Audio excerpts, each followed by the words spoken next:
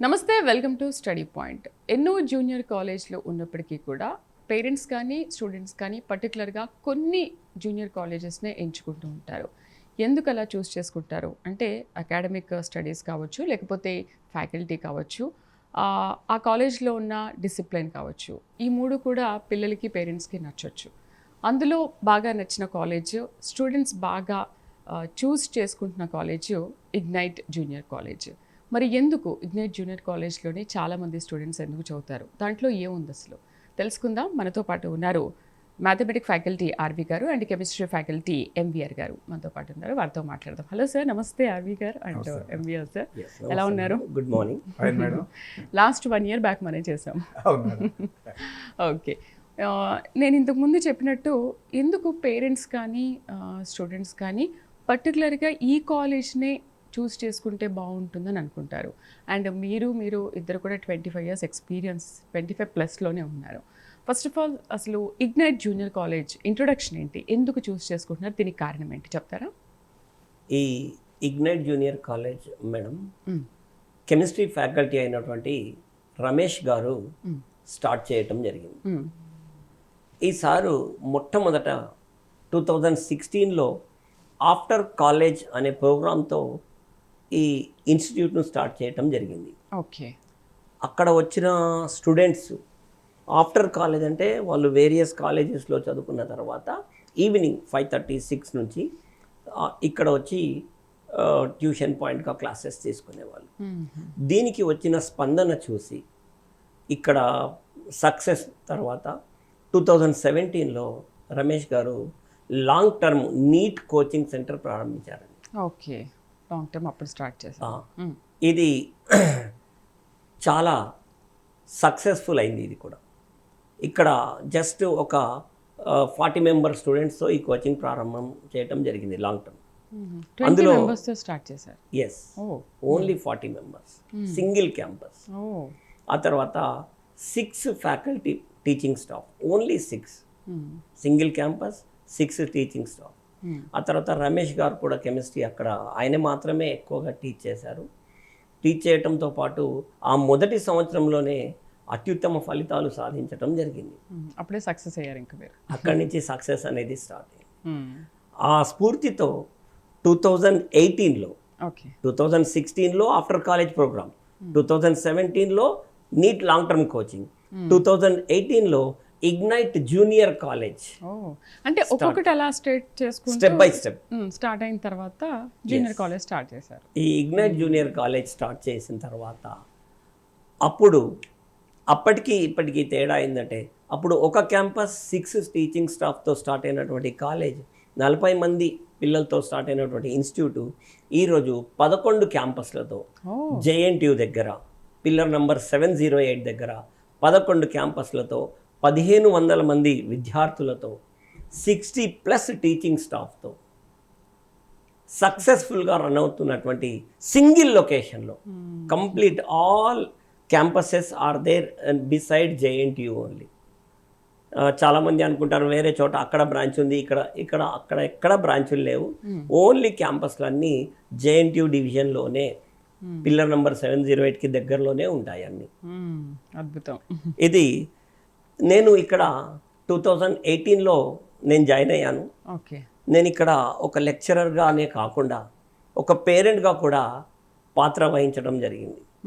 నేను జాయిన్ అయిన సంవత్సరము సింగిల్ అకాడమిక్ ఇయర్లో 9 మంది నా బంధువులను చేర్పించడం జరిగింది, పిల్లల్ని, మా రిలేటివ్స్ని. రిలేటివ్స్ గురించి 9 మంది అని చెప్తున్నాను, ఇంకా ఫ్రెండ్ సర్కిల్లో కూడా జాయిన్ అవ్వడం జరిగింది. ఈ పిల్లలందరూ కూడా చాలా చక్కటి రిజల్ట్స్ సాధించి ఈరోజు టాప్ పొజిషన్స్లో ఉన్నారు. వాటిలో కొన్ని పేర్లు చెప్తాను నేను. ముంగేల్కర్ శ్రేయారాజ్ ఎంబీబీఎస్, అలాగే అంబిల్పూర్ దీక్షిత ఎంబీబీఎస్, ఆ తర్వాత మానేకర్ దివ్య ఎంబీబీఎస్. ఆ తర్వాత ఇంకో రిలేటివ్ను పూణే నుండి తీసుకురావడం జరిగింది. ఆ అబ్బాయి నేనున్నాను అని చెప్పి ఆ నమ్మకంతో ఇక్కడ వచ్చి 2 years ఉండి చదువుకున్నాడు. రాజ్ బన్సోడ్, ఆయన కూడా ఎంబీబీఎస్ ఈఎస్ఐలో ఇప్పుడు 3rd yearలో చదువుతున్నాడు. ఇంతకుముందు చెప్పిన 3 పిల్లలు ఇప్పుడు ఫైనల్ ఇయర్ అయిపోయింది, హౌస్ సర్జన్ చేస్తున్నారు. సూపర్. అలాగే ఇంకో అబ్బాయి హర్షుల్ చాలాక్, ఆయన బైపీసీ బయోటెక్నాలజీ సైడ్ వెళ్ళాడు. ఇప్పుడు భారత్ బయోటెక్ కంపెనీలో ఇక్కడ హైదరాబాద్లోనే చాలా మంచి ఉద్యోగంలో జాబ్ ఉన్నాడు. చేస్తున్నాడు. ఈ కాలేజ్లో చదువుకుని వీళ్ళందరూ ఇక్కడ నేను చేర్పించిన పిల్లలు సింగిల్ అకాడమిక్ ఇయర్లో. మీకు చాలా హ్యాపీగా ఉంటుంటుంది కదా. వెరీ వెరీ ఇప్పుడు ఈ రోజు వాళ్ళు ఆ పొజిషన్లో ఉన్నారు. ఎస్. ఆ తర్వాత అంతేకాకుండా Tamlurkar Manoj Kumar, NIT Surathkal, okay, Ambilpur Vaishnav, NIT Bhopal, Rohidas Tanay Kumar, NIT Prayagraj. ఆ తర్వాత ఆదిత్య బెహర్జీ ఇక్కడ హైదరాబాద్లో శ్రీనిధిలో. సో నేను ఈ రకంగా ఇగ్నైట్ వ్యవస్థ ద్వారా చాలా బెనిఫిట్ పొందిన ఒక పేరెంట్ కూడా, not only lecturer. Okay. So అట్లా ఒక కాలేజ్ ఒక క్యాంపస్లో స్టార్ట్ అయ్యి అంచెలంచెలుగా ఎదిగి ఈరోజు ఈ పొజిషన్లో సక్సెస్ఫుల్గా రన్ అవుతున్నటువంటి ఇన్స్టిట్యూట్ ఇగ్నైట్. 11 బ్రాంచ్లు పెట్టారు మీరు. ఎస్. అసలు ఒక 40 మెంబర్స్తో స్టార్ట్ చేసి ఎస్. జర్నీ చాలా 1500 11. జనరల్గా చాలామంది ఏం చేస్తారంటే ఒక క్యాంపస్లో 300-400 మంది పిల్లల్ని పెట్టేస్తారు. మా దగ్గర అలా లేదండి. Only 135 to 140 members per campus. అంటే ఎక్కువ మెంబర్స్ని తీసుకోకుండా లిమిటెడ్ స్ట్రెంత్. ఈ కాలేజ్ యొక్క ప్రత్యేకత ఏంటంటే classroom strength is completely limited. Okay. RV sir నమస్తే. ఆర్వి సార్, ఏంటి అసలు ఇగ్నైట్ కళాశాలలో ఏ ప్రోగ్రామ్స్ అనేవి అందుబాటులో ఉంటాయి? ఎంవిఆర్ సార్ చెప్పారు చాలా మంచి హిస్టరీ ఇగ్నైట్కి, అండ్ నేను విన్నాను చాలా మటుకు ఇగ్నైట్ గురించి. First of all a programs, academic programs అందుబాటులో ఉన్నాయి పిల్లలకి? 10th క్లాస్ కంప్లీట్ అయిన ఎస్ఎస్సి కానీ సిబిఎస్సి ఐసిఎస్సి స్టూడెంట్స్ అందరూ కూడా ఓకే మన దగ్గరికి వస్తే మెయిన్గా ఎంపీసీతో పాటు మనకి జస్ట్ బోర్డ్ ఎగ్జామినేషన్ గురించే కాదండి, మనకి ఆబ్జెక్టివ్ ఓరియంటేషన్లో ఏమేమి కోర్సెస్ మనం ఎంతవరకు చేయగలం అనేది. JEE main, JEE advance, BITSAT coaching centre, EAP MPC వైపు అయితే, బైపీసీ వైపు అయితే నీట్, ఈపీ సెట్ రెండే ఉంటాయి మనకి. మెయిన్గా ఎంపీసీ బైపీసీ స్ట్రీమ్సే ఉన్నాయి మనకి. దీంతోపాటు ఈ year ignite school of excellence school కూడా స్టార్ట్ చేశాము. 6th, 7th, 8th, 9th క్లాసెస్కి చాలా ఆహ్లాదకరమైన వాతావరణంలో తక్కువ స్ట్రెంగ్త్ తోటి పర్ క్లాస్ 20 to 25 స్ట్రెంగ్తే ఉండేటట్లుగా స్టూడెంట్ టీచర్ రేషియో మెయింటైన్ చేసుకుంటూ ఈ ఇన్స్టిట్యూషన్ని కొంచెం ముందుకు తీసుకెళ్తున్నాం. అంటే మా రెస్పాన్సిబిలిటీ వరకు మేము చెప్పగలిగేది ఏంటంటే, వీర్రాజు గారు చెప్పినట్టుగా కూడా 10th క్లాస్ కంప్లీట్ అయ్యే స్టూడెంట్ మన దగ్గర చేర్చారనుకోండి, వాళ్ళు ఐఐటీలో చేరతారా, ఎన్ఐటీలో చేరతారా, ఏదైనా డీమ్డ్ యూనివర్సిటీసా, లోకల్ మంచి ఇంజనీరింగ్ కాలేజెసా, వాళ్ళు ప్లేస్ అయ్యే వరకు మేము బాధ్యత తీసుకుంటాం.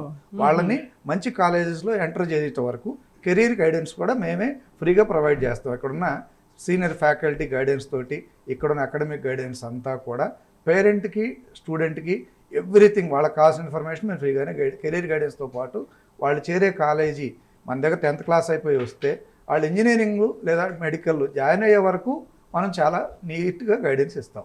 ఇది అన్ని చోట్ల అందరూ ఎవరు జస్ట్ ఎంటర్ అయిపోయిందా, వాళ్ళ మార్కులు వచ్చినాయి వెళ్ళిపోయారు అన్నవాళ్ళు చూసుకుంటారు.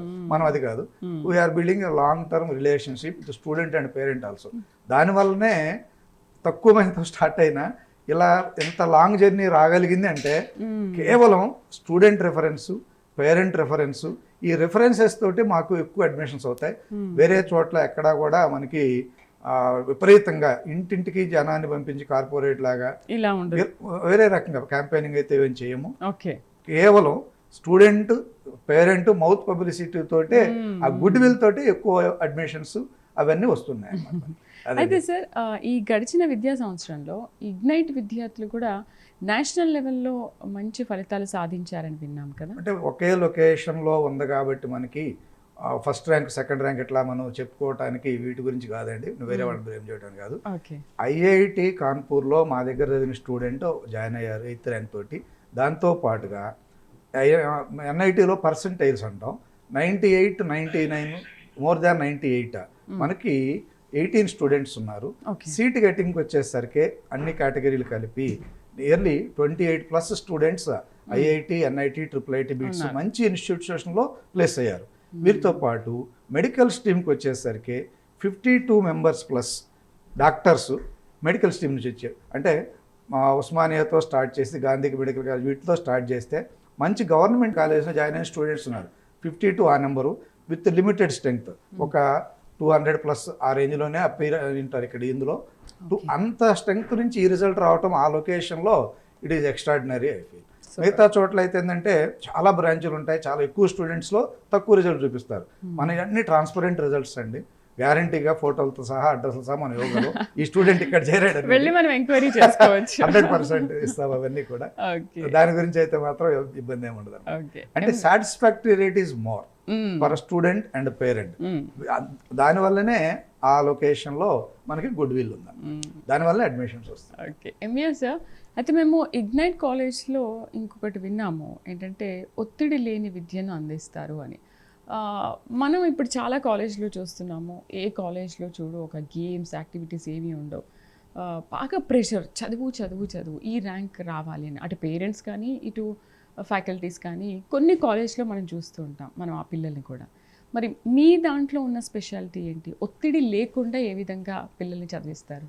సాధారణంగా స్కూల్ లెవెల్లో పిల్లలపై ఒత్తిడి చాలా తక్కువగా ఉంటుంది.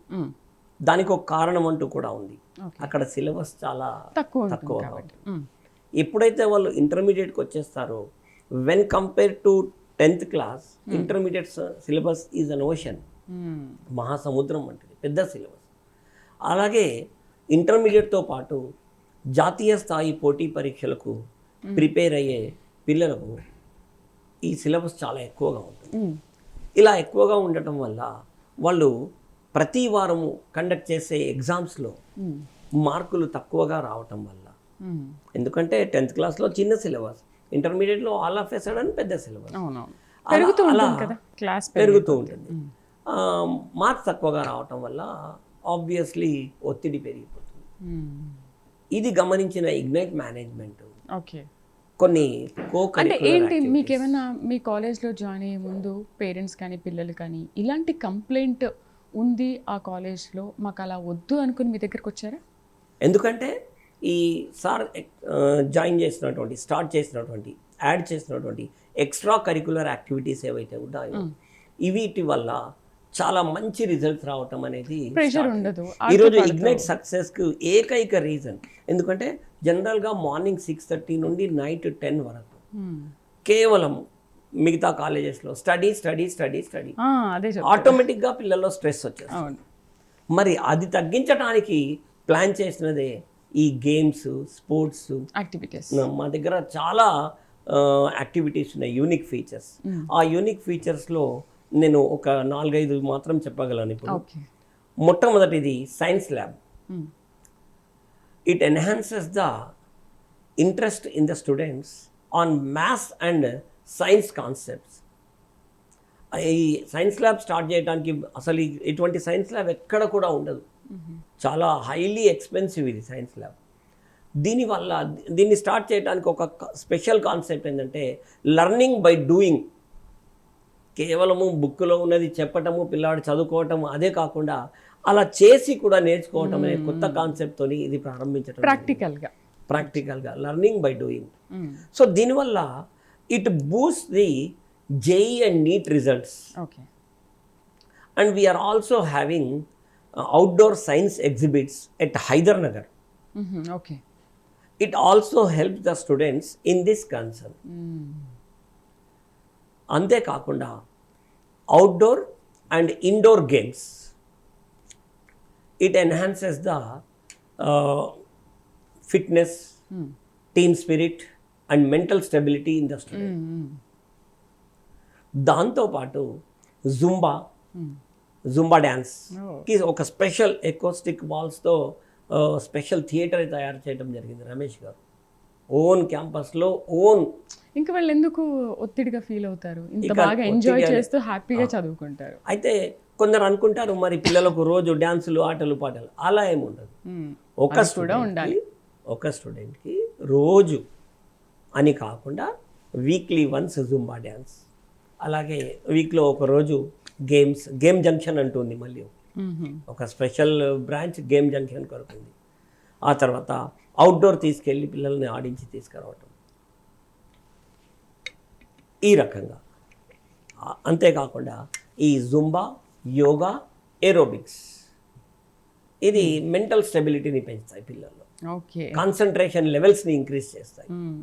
ఎందుకంటే రోజు చదువుకునే పిల్లలు ఒకరోజు ఆడుకుంటే ఇప్పటివరకు ఆడుకున్నాను నేను ఇప్పుడు చదువుకోవాలి అనే సెన్స్, మనం చెప్పినా కూడా వింటారు. ఆ ఆలోచనతోనే రమేష్ గారు ఈ స్పోర్ట్స్ అనేది చాలా ప్రథమ ప్రాముఖ్యత ఇచ్చారు దీనికి. వండర్ఫుల్. ఆర్వి సార్, సాధారణ విద్యార్థులను కూడా అసాధారణ విద్యార్థులుగా మార్చడంలో ఈ సైన్స్ ల్యాబ్ అనేది ఒక ఇంపార్టెంట్ రోల్ పోషిస్తూ ఉంటుంది. మరి ఏంటి ఆ సాధారణ విద్యార్థుల నుంచి అసాధారణ ఎందుకు ఇలా? అంటే ఎక్స్ట్రాడినరీ స్కిల్స్ ఉన్న స్టూడెంట్స్ ఉంటారు, యావరేజ్ అబోరేజ్, 2-3 కేటగిరీలుగా మనం తీసుకుంటే, అంటే ఫర్ ఎగ్జాంపుల్ క్లాస్ చెప్తున్నాం అనుకోండి, మనం ఫస్ట్ టైం చెప్పినప్పుడే 100% వాడికి అర్థమయ్యి ముందుకెళ్ళే స్టూడెంట్స్ కొంతమంది ఉంటారు. అంటే ఆల్రెడీ కొంత బేసిక్ దాని గురించి ఉండొచ్చు, వాడు ఎక్స్ప్లోర్ చేసి ఉండొచ్చు. కొంతమందికి 2 సార్లు చెప్తే అర్థం అవ్వచ్చు. అది కొంత రీచ్ అయినట్టు ఉంటుంది, కానీ కొంచెం కన్ఫ్యూజన్ ఉంటుంది స్టూడెంట్ మైండ్లో. ఒక్కోసారి ఎక్స్పోజ్ చేయడు, మన దగ్గర ఎక్స్ప్రెస్ చేయకపోవచ్చు. అవన్నీ మరలా గూగుల్లో సెర్చ్ చేసి అక్కడ ఇక్కడ చూసుకొని టైం వేస్ట్ చేసుకునే దానికంటే టీచర్ ప్రజెన్స్లో, అంటే మీరు వినే ఉంటారు, ప్రాక్టికల్ నాలెడ్జ్ ఉందా లేదా, ప్రాక్టికల్ చేస్తున్నారా లేదా అనేది. ఈ మధ్య కాలంలో అయితే ప్రాక్టికల్స్ అంటే ఇంటర్మీడియట్ ఎగ్జామ్ రోజు, ఆ ముందు రోజు ఆ 1 అవర్ ఆ ఎగ్జామినేషన్ కోసం కష్టపడి అయిపోయింది అనిపించడం తప్పితే ప్రాక్టికల్ స్కిల్స్ అనేవి నేర్పటంలో కొంచెం వెనకబడ్డాం, అంతవరకు వాస్తవం. దాన్ని రెక్టిఫై చేసుకుంటూ ఈ రెగ్యులర్గా ఉండే ఇంటర్మీడియట్ ఎక్స్పెరిమెంట్స్, రెగ్యులర్గా ఉండే ఫిజిక్స్, కెమిస్ట్రీ వాటితో పాటుగా ఈ సైన్స్ ల్యాబ్ కాన్సెప్ట్ తీసుకొచ్చాము ఇక్కడ. ఆ పేరెంట్స్, స్టూడెంట్స్ చాలామంది విజిట్ చేస్తుంటారు, చూస్తున్నారు. ఇలాంటివి మేము ఎక్కడ చూడలేదని ఎక్స్పీరియన్స్ చేస్తుంటారు. అయితే అవి ఊరికే తెచ్చిపెట్టి మనకి ఏం ఉపయోగం లేదు. స్టూడెంట్స్ ఎంతవరకు యూటిలైజ్ చేసుకుంటున్నారు, క్లాస్ రూమ్లో చెప్పిన కాన్సెప్ట్స్ ఫిజిక్స్, కెమిస్ట్రీ, మ్యాథ్స్ ఏ అవసరమైనా సరే అవి ఎలా యూజ్ అవుతున్నాయి, అప్లికేషన్స్ నాలెడ్జ్ వస్తుందా లేదా, వీటిని యూజ్ చేసుకుంటూ కాంపిటేటివ్ ఎగ్జామినేషన్లో మన పొజిషన్ ఎలా ఉంది అది ఎవ్రీ వీక్ వాళ్ళు ఎగ్జామ్స్ రాసినప్పుడు చెక్ చేసుకుంటారు స్టూడెంట్స్ కూడా. అంతకుముందు ఇవి ఎక్స్పెరిమెంట్స్, సైన్స్ ల్యాబ్ ఇవన్నీ లేనప్పటికీ ఈ వచ్చిన తర్వాత మాకు లాస్ట్ ఇయర్గా 2026 జేఈ మెయిన్లో వచ్చిన రిజల్ట్స్ కంపేర్ చేస్తే మాకు ఎక్స్ట్రాడినరీగా పెర్ఫార్మెన్స్ ఉంది. జేఈ మెయిన్ 2026లో 25 కంటే బెటర్ రిజల్ట్స్ ఉన్నాయి మావి. 99% మీద 5 స్టూడెంట్స్, 98 మీద 10 స్టూడెంట్స్. అంతమంది నెంబర్ కొంచెం తక్కువే ఉండొచ్చు. బట్ ఫస్ట్ అటెంప్ట్కే మేము 15+ స్టూడెంట్స్కి మంచి రిజల్ట్స్కి వచ్చాం. సీట్ గెటింగ్ కూడా లాస్ట్ ఇయర్ కంటే, అంటే ఐఐటి, ఎన్ఐటీలో, 888లో వచ్చే స్టూడెంట్స్ నెంబర్ అయితే పెరుగుతుంది. So we can may not say the best one, but student wise మంచి సీట్ సైజ్ సాధించే వాళ్ళ నెంబర్ పెరుగుతుంది మనకి ఈ సంవత్సరం. అంతవరకు అయితే గ్యారెంటీ చెప్పండి. అంతవరకు అయితే స్టూడెంట్ సాటిస్ఫాక్షన్, పేరెంట్ సాటిస్ఫాక్షన్ కొంచెం ఎక్కువ ఉంటుంది ఈ ఇయర్కి. ఆ గ్రాఫ్ కొంచెం ఇంక్రీజ్ చేయడానికే మా అందరి ప్రయత్నం కూడా. ఎంబీఎస్ సార్, అయితే సార్ ఇంతకుముందు చెప్పినట్టు కొంతమంది పిల్లలు తొందరగా నేర్చుకుంటారు, ముందుకు వెళ్తూ ఉంటారు. కొంతమంది నేర్చుకునే తపన ఉంటుంది కానీ కాస్త వెనకబడి ఉంటారు. ఏంటి అలాంటి స్టూడెంట్స్లో ఎలాంటి జాగ్రత్తలు తీసుకుంటారు, ఏ విధంగా వాళ్ళని నేర్చుకోవడంలో ముందుకు తీసుకెళ్తారు? మేము మా టీమ్ ఎక్స్పర్ట్స్ అందరం కలిసి అనలైజ్ చేయటం జరిగింది. జనరల్గా ఇప్పుడు జేఈ మెయిన్స్, అడ్వాన్స్ వంటి పోటీ పరీక్షలలో సీట్ సాధించడానికి, ఫర్ ఎగ్జాంపుల్ మెయిన్స్ తీసుకుంటే 25 క్వశ్చన్స్ ఉంటాయి మ్యాథ్స్లో, ఫిజిక్స్లో 25, కెమిస్ట్రీలో 25. So total 75 questions. Each question carries 4 marks. So 75 4s are 300. ఈ 300కి కనీసం ఎన్ని మార్కులు తెచ్చుకుంటే పిల్లవాడికి కంపల్సరీ సీట్ వస్తుంది అనే అవగాహన ఇవ్వటంలో మా దగ్గర ఎక్స్పర్ట్ టీం చాలా బాగా పనిచేస్తుంది. ఓకే, అంటే ఇప్పుడు ప్రత్యేకించి అలాంటి స్టూడెంట్స్ పైన మీరు కొంచెం స్పెషల్ ఫోకస్ ఉంటుందా? ఎస్, ఖచ్చితంగా ఉంటుంది. ఫర్ ఎగ్జాంపుల్ మేము ఈ సీట్ తెప్పించడానికి ఏం చేస్తాము అంటే, మ్యాథ్స్లో minimum 9 to 12 questions out of 25 చేయాలని, ఫిజిక్స్లో 15 to 17 క్వశ్చన్స్, అలాగే కెమిస్ట్రీలో 15 to 16 క్వశ్చన్స్ చేస్తే ఈ 3 సబ్జెక్టులలో ఎర్రర్ ఫ్రీగా ఆన్సర్ చేయగలిగితే నేను చెప్పినని కనీసం 2 సబ్జెక్టులు చేసిన, ఇప్పుడు నేను అలా అమాంగ్ ద 3 ఇఫ్ ఎనీ 2 పర్ఫెక్ట్గా చేయగలిగిన 100% సీట్ వస్తుంది. అంటే 75 క్వశ్చన్స్లో 35+ క్వశ్చన్స్ ఎర్రర్ ఫ్రీగా ఆన్సర్ చేయగలిగితే స్టూడెంట్కు ఎలాంటి రిజర్వేషన్ లేని స్టూడెంట్కు కూడా ఖచ్చితంగా సీట్ వస్తుంది. ఇక రిజర్వేషన్ ఉంటే ఇంకా కొన్ని తక్కువ క్వశ్చన్స్ చేసినా కూడా సీట్ వచ్చే అవకాశం ఉంది, వచ్చింది. అలా ఈసారి జేఈఈ మెయిన్స్ టాప్ రిజల్ట్స్ రావటం జరిగింది ఇగ్నైట్లో. ఆర్వి సార్, ఇప్పుడు మనం గ్రూప్స్కి కానీ ఇంకేదైనా అలాంటి ఎగ్జామ్స్కి కాంపిటేటివ్ ఎగ్జామ్స్ రాయాలి అని అంటే 6th క్లాస్ నుంచి ఫౌండేషన్ కరెక్ట్గా ఉండాలి. అప్పుడే మనం నేషనల్ లెవెల్లో కూడా ఎగ్జామ్స్లో బాగా ఇంప్రూవ్ అవుతాము, రాణిస్తామని అంటారు. అది ఎంతవరకు వాస్తవం? అంటే ఇప్పుడు ఏంటి, వాళ్ళు గ్రూప్స్ రాయాలి అంటే 6th క్లాస్ నుంచి మనం ఒక ఎయిమ్ పెట్టుకోవాలా? లేదు వాళ్ళని చదివించే ముందే మీరు 6th క్లాస్ నుంచి ఇలా చదివితే ఆ కాంపిటేటివ్ ఎగ్జామ్స్కి ఇలా మీరు బాగా పాస్ అవుతారని చెప్పాలి? ఏంటి, పిల్లల్ని ఏ విధంగా మనం మౌల్డ్ చేయాలి? ఇప్పుడు ఆల్రెడీ ఐఏఎస్ సక్సెస్ అయిన వాళ్ళు, వాళ్ళ ఫెయిల్యూర్ అయిన వాళ్ళ ఇంటర్వ్యూలు మీరు చూస్తూ ఉంటే మెజారిటీ కూడా సెల్ఫ్ మోటివేటెడే ఉంటారు. అంటే failures are stepping stones to success. స్టేజ్లో వాళ్ళు ఎక్కడో చోట పడి ఉంటారు, అది లేవటానికి ఎలా స్ట్రగుల్ అయ్యారు అనేది సక్సెస్ అయిన తర్వాతే తెలుస్తుంది. కానీ మనకి ఆ ఫెయిల్యూర్ మాత్రం ఎవరు అబ్జర్వ్ చేసి ఉండరు. అలా రకంగా చూస్తే జనరలైజేషన్ అయితే మాత్రం ఏది చేయలేము. 6th నుంచే ఫౌండేషన్ ఉండాలా, 7th నుంచి ఉండాలా, ఈ క్లాస్ నుంచి ఉండాలి అనేది అంటే మనం ఫస్ట్ నుంచి ఎలా తయారు చేయాలంటారా? ఇంకోటి నేను అనుకోవడం ఏంటంటే, మనం ఒక 10th ఇంటర్ అయ్యేదాకా మనకు ఒక ఎయిమ్ ఉండదు. 10th క్లాస్ వరకు పిల్లలు ఆడుతూ పాడుతూ ఉంటారు. 10th తర్వాత ఓకే నేను పోలీస్ అవుతాను, నేను డాక్టర్ అవుతాను, లేకపోతే ఇంజనీర్ అవుతాను, అప్పుడు ఒక అవగాహన వస్తుంది కదా. అలాంటప్పుడు మనం పిల్లలకి ఇక్కడ నుంచే నేర్పించాలి. ముందు లాంగ్వేజ్ స్కిల్స్ రావాలి. ఓకే, లాంగ్వేజ్తో పాటు ఫిజికల్ ఫిట్నెస్, తనకి ఏం అవ్వాలనుకుంటున్నానని క్లారిటీ ఉండాలి. అంటే ఇవి రెండే అని కాదు, ఇంజనీర్ డాక్టర్ అనే కాదు, ఈ రెండింటితో పాటు లైఫ్లో వాళ్ళు ఏం సెటిల్ అవ్వాలనుకున్నా సరే హార్డ్ వర్క్ అయితే చేయాలి, అది నేర్పుతాం మనం. ఈ ప్రాసెస్లో వచ్చేసరికి మ్యాథమెటికల్ స్కిల్స్, ఫిజిక్స్ స్కిల్స్ ఇవి ఉంటే మాత్రం యాడెడ్ అడ్వాంటేజ్ అవుతాయి. మీరు తీసుకున్న యూపీఎస్సీ క్రాక్ చేసిన వాళ్ళు చాలామంది ఐఐటీస్ నుంచి వచ్చిన వాళ్ళు కూడా ఉన్నారు, డాక్టర్స్ కూడా ఉండుంటారు, లేదు జస్ట్ BA BSc BCom చదివి వచ్చిన వాళ్ళు కూడా ఉన్నారు. అయితే సక్సెస్ రేట్ ఎక్కడుందో కూడా చూసుకొని ఐఐటీస్ నుంచి కూడా ఐఏఎస్ అవుతున్న వాళ్ళు ఉన్నారు, టాప్ ర్యాంకర్స్ కూడా వస్తున్నారు ఈ మధ్యకాలంలో. అంటే అనలైజేషన్ స్కిల్స్ ఎక్కువ ఉన్నాయి మ్యాథమెటిక్స్ బ్యాక్గ్రౌండ్ ఉన్న వాళ్ళకి, ఈ సైన్సెస్ చదివి వచ్చిన వాళ్ళకి. మనకి ప్రాబ్లమ్స్ లేకుండా నెక్స్ట్ లైఫ్లో ఏం చేయాలనుకుంటున్నారనే దానికి కూడా మనకి యూజ్ అవుతుంది అన్నమాట. ఆ స్కిల్స్ అన్ని స్కిల్స్ డెవలప్ చేయడం ఇంపార్టెంట్. దానికే మనము సపోజ్ మీరు క్రికెట్ లాంగ్వేజ్లో చూస్తే అందరికి బాగా అర్థమయ్యే పదంగా చెప్తున్నా, మ్యాచ్ స్టార్ట్ అయ్యే ముందు కొంతమంది ఫుట్బాల్ ఆడుతుంటారు, అదేంటంటే జస్ట్ సింపుల్ ప్రాక్టీస్ చేస్తుంటారు. That is for improving concentration. వాడు క్రికెట్ ఆడేవాడు ఫుట్బాల్తో ఏం పని అంటే ఉంది అక్కడ, concentration is very important.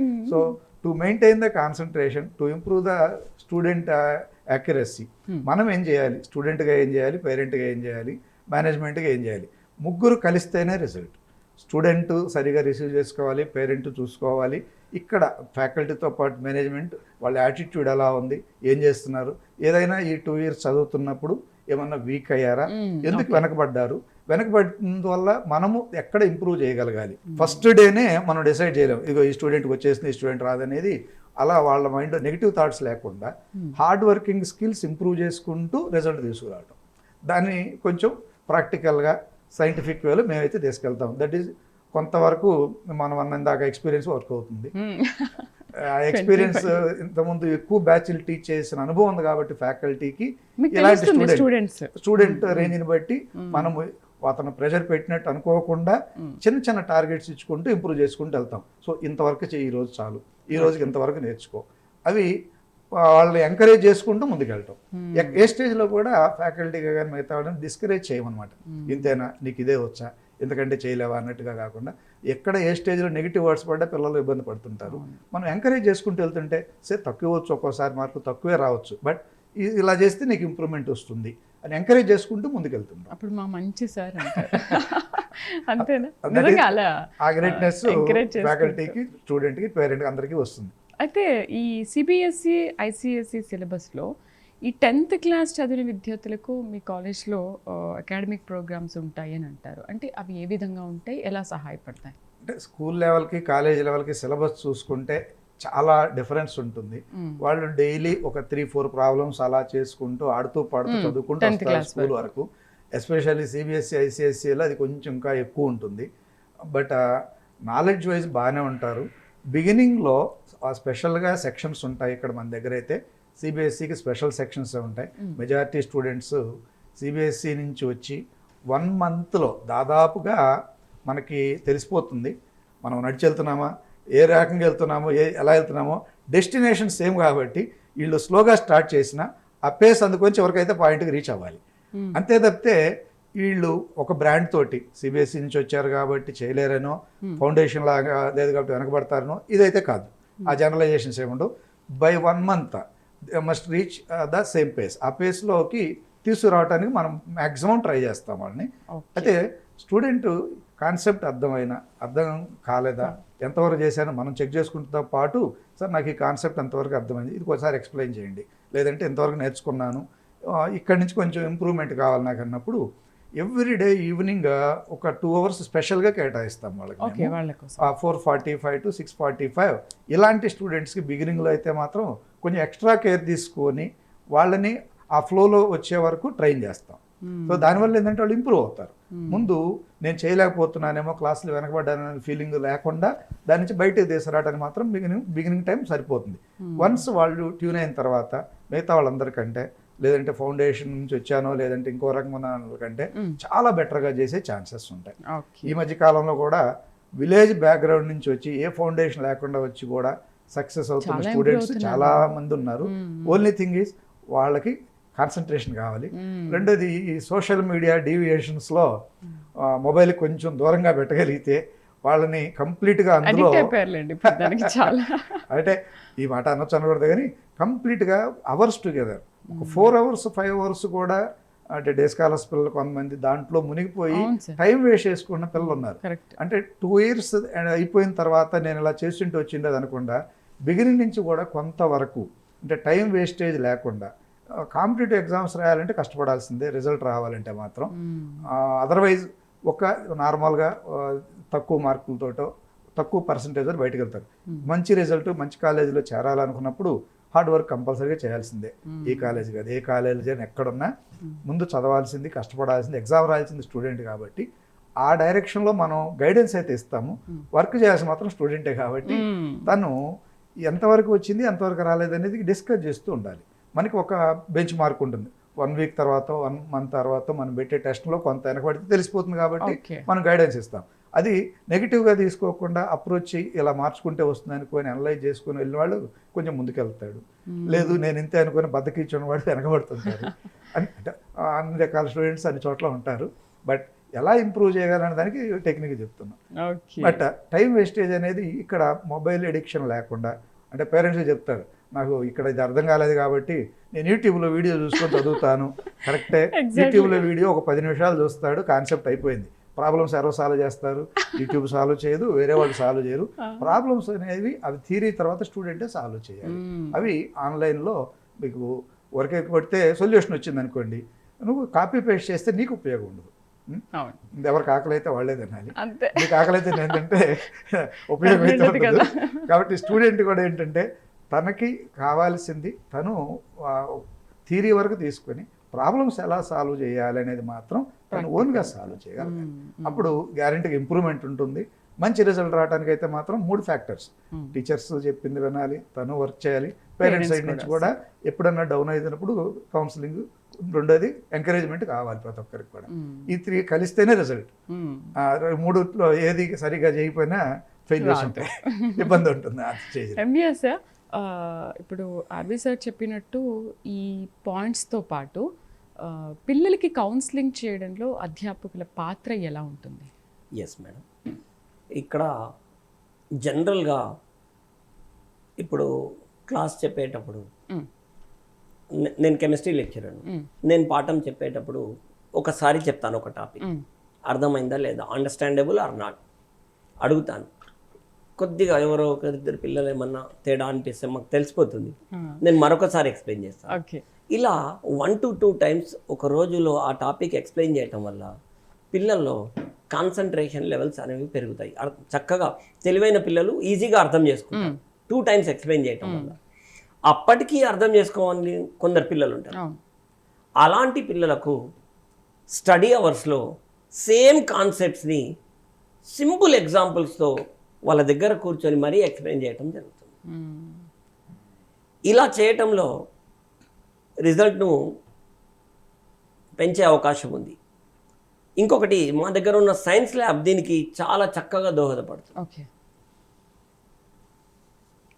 And patience కూడా మనకంత ఉండాలి. పిల్లలు ఎన్నిసార్లు అడిగినా కూడా చెప్పేంత పేషెన్స్ మన దగ్గర కూడా ఉండాలి. చెప్పే అవకాశం ఉంది, ఎందుకంటే లిమిటెడ్ స్ట్రెంత్ ఉంది కాబట్టి. ఓకే. ఇప్పుడు 60 మంది 80 మంది గుంపు ఉందనుకోండి, అంతమందికి చెప్పాలి, అంతమందికి న్యాయం చేయలేరు ఒక లెక్చరర్.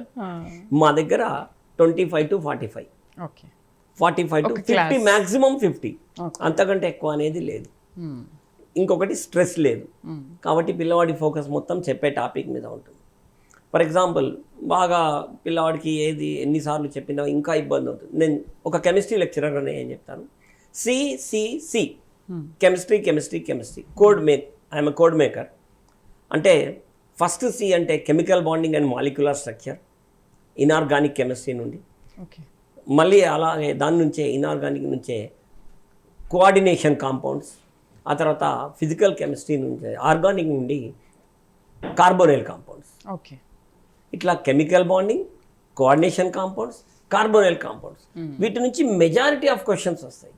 ఇవి నేర్పించి ఆ ఎగ్జామ్లో వాళ్ళు చేసినప్పుడు వాళ్ళు నిజంగా ఎగ్జామ్ రాసాక ఫోన్ చేసి, సార్ కరెక్ట్ చెప్పారు సార్, వీటి నుంచి మ్యాక్సిమం క్వశ్చన్స్ వచ్చాయి అని సో చెప్తారు. మీకు కూడా తెలుస్తుంది కాబట్టి చెప్తారు. అది right. Super, thank you very much. ఇగ్నైట్లో ఉన్న స్పెషాలిటీ ఏంటి, అసలు ఏ విధంగా చెప్తారనే విషయాల గురించి స్టూడెంట్స్కి అండ్ పేరెంట్స్కి చాలా చక్కగా మీరు ఇంకొక explain విషయం ఉంది, చేశారు. ఈ ఇగ్నైట్లో not only classes, study hours also run by senior lecturers. Okay. ఇప్పుడు అంటే వాళ్ళు చాలా separate గా చోట్ల ఉంటారా? ఓకే. ఖచ్చితంగా మేము 2 hours స్టడీ అవర్స్లో ఉంటాం ప్రతిరోజు. సూపర్. ఎందుకంటే మేము క్లాస్ చెప్పి వెళ్ళిపోవటము, ఎవరో జూనియర్ లెక్చరర్ వచ్చి వాళ్ళ డౌట్స్ చెప్పటం అలాంటిది ఏం లేదు. ఇగ్నైట్ యొక్క ప్రత్యేకత ఏంటంటే సీనియర్ లెక్చరరే వాళ్ళకి క్లాస్ చెప్పటం, సీనియర్ లెక్చరరే వాళ్ళకు వెన్నంటి ఉండి వాళ్ళ వెన్ను తట్టి వాళ్ళకి సపోర్ట్ చేసి డౌట్స్ చెప్పటం. సూపర్. రైట్ అండి, థ్యాంక్ యూ డిబేట్లో పార్టిసిపేట్ చేసినందుకు అండ్ చాలా చక్కగా ఎక్స్ప్లెయిన్ చేశారు పేరెంట్స్కి అండ్ టీచర్స్కి. Thank you very much. Thank you madam. So చూసారు కదా, ఇగ్నైట్ ప్రత్యేకత అదనమాట. అంటే ఎక్కడ చూడు ఒత్తిడి లేని చదువు అనేది ఉండదు, బట్ ఇక్కడ ఒత్తిడి లేని చదువు ఉంటుంది. చదువుకి చదువు, ఆటలకు ఆటలు అండ్ కౌన్సిలింగ్ కూడా చాలా బాగా ఇస్తారు ఇగ్నైట్ జూనియర్ కాలేజ్ వాళ్ళు. సో చూసారు కదా, ఇది వాళ్ళ స్టడీ పాయింట్. నమస్తే.